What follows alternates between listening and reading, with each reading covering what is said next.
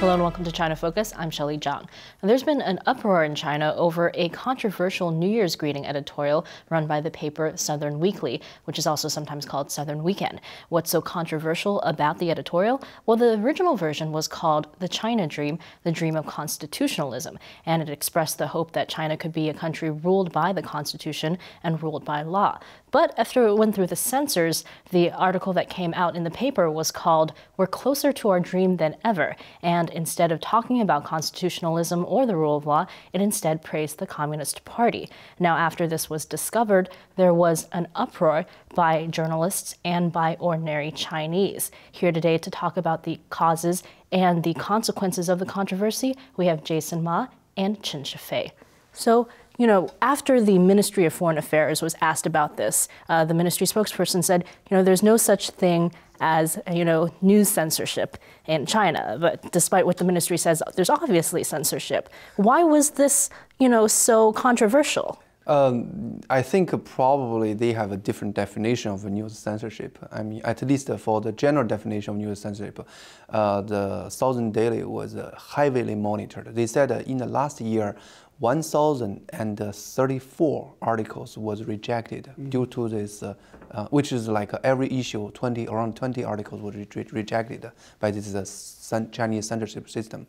And I think it's a banner. I mean, the Southern Weekly is a banner of Chinese media. And Obama, when he visited China, he personally visited this. So Southern Weekly, like you said, is known for kind of being a little bit inflammatory. If they get so many articles rejected, then why this article had so much uproar over the fact that it was censored? Well, if you look at the title, the original title says the China Dream versus the Dream of Constitutionalism. So if you look at the title, actually it's fine if you use it against the benchmark set by the new leader Xi Jinping, because President Xi Jinping had recently spelled out his version of China's dream, which is built upon the rejuvenation of Chinese civilization and development of the Chinese economy. On the other occasion, he also mentioned the so-called constitutional reform, which entails a further political change, the current regime. However, based on my recollection and research, never has President Xi made a connection between the two. Never has President Xi mentioned that China's rejuvenation or realization of Chinese dream will be predicated on the constitutional reform. However, the article by Southern Weekly did take that step, but a giant, tiny step forward. That, one way to effect such a Chinese dream have to come from some kind of constitutional change, which will be deemed huge in the political system in China. It's very sensitive. So in other words, they played some kind of semantic game that was captured by the sharp eyes of the censorship. Okay, so the person who was said to have changed the editorial, Tuo Jin, who is he's on the standing committee of the Guangdong Communist Party and he's in charge of propaganda. Do you think he kind of acted on his own, that it was his own judgment that this was too much to publish and it had to be changed? At this moment, there is kind of the Southern Weekly is saying there is official investigation on this, but from a lot of kind of resource, we guess it's acted out of this person. This is the Tuo Jin. And I think he acted because he really understands what the higher level really want the kind of article come out. He thinks the government, especially the core leader in China, don't really want see this kind of article to propose the dream of constitutionalism. He thinks that is somewhat the top leader don't want to see. So he just changed the article, and he was as a kind of pretty capable of editors. So he thinks he can just directly work on it. He modified the word, changed the title, changed everything, and that's something very special in this case. I think the kind of the strong reaction from the journalists from this Southern Weekly is because, first of all, they think for somewhat, this article is aligned with the idea of Xi. That's their understanding of the idea of Xi.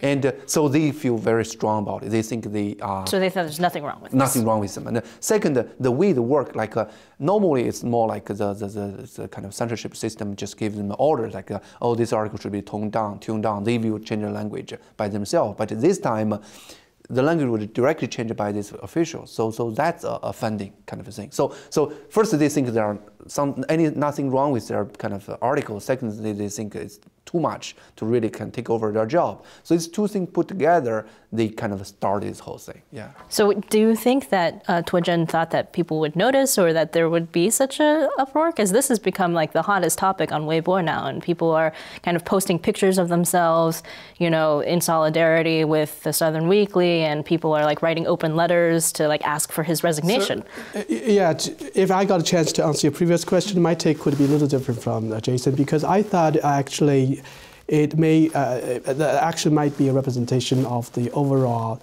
kind of verdict from the higher up authority. So you think he wasn't acting up by himself? Yeah, if you look at his background, even though he's now only the propaganda chief of the regional government, Guangdong province, actually his previous post was the senior vice president of Xinhua News Agency. Can you imagine that? He actually had established himself as next line up in the leadership of the Xinhua News Agency. So he got to be very good at gauging the official reaction or read the minds of the top leadership. So in this sense, he was not alone in taking this action. His action, like I said, was really a reaction that any higher up would take. So he's very much in line with the propaganda chief of the whole party, not just regional government. So let's talk a little bit about Xi Jinping's China dream, because if Xi Jinping, like you said, talked about constitutional reform or rule by law kind of reform, and also was talking about this dream of China becoming like a strong country, like all these things. So is it incompatible? Like, is it not the same for him? I think from the current situation, my understanding is he talked these two things separately. But really, right now, he won't use this nationalism to kind of as the only thing to unite the Chinese people, because right now nobody believes all the ideology from the Communist Party, and all the other things is not working. So he thinks the only thing can put people together is nationalism. So that's the China dream. China dream, and so they want to restore the kind of status of China, like they have like hundreds or 1,000 years ago. But the problem is Chinese people begin to realize without the personal dignity, without the respect of law of everyone in China, there is no this vague kind of ground country thing doesn't mean anything to individual Chinese. So Chinese people begin to connect this the restore of the status of China with the restore of personal dignity. Put this together, they want a rule of law come along with the restore of the status of China. This is something the Chinese leader may not expect it. They think, okay, the people are stupid. I just kind of talk about the restore of China's status. People will kind of so eager to follow me. But no, people saying, yes, we want to restore the status of China, but meanwhile, we want China is ruled by law. Everyone got their deserved respect. So this is something they expected, and they want to control this expectation. They don't want really rule by law. Do you think that the senior leadership is going to step in here into this incident, the Southern Weekly thing?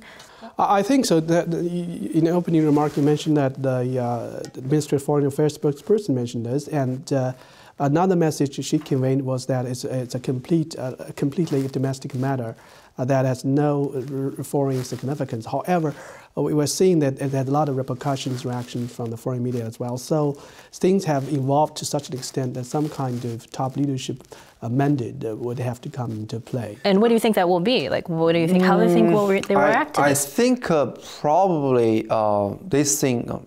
If I'm them, I'd be smart. They should be quiet at this moment and let this thing kind of quiet down by itself. And maybe some people in Southern Weekly will be kind of punished for doing this kind of thing, and to again showing like they still need the kind of the authority. They need the authority of this Bureau of Propaganda, because they need this Bureau of Propaganda to keep control of all the medias. I don't believe they will kind of really kind of sack this Turgeon. And maybe Turgeon get famous among some factions in the top leader, and he will be the star in the future. Because always, when you play this kind of game, you make yourself controversial, and then you may be the tomorrow star by kind of promoted by some faction over there in the top leader. So do you think, let's see, is it going to die down though? Because right now we're recording this on Sunday, and it's kind of in the middle of this kind of Weibo battle going on, and there's even statements on Weibo from some of the Southern Weekly people that they may, stop work. If history is any guide, I think it will die down eventually, because this kind of incident has happened before with Southern Weekly.